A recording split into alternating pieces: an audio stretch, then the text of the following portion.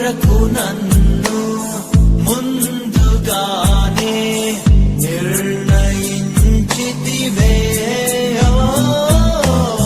నీవు నన్ను పిలిచి నీ నీతినిచ్చి మహిమ పరచితివే. నేనేమయ్యుంటినో అందుకు కాదయ్యా,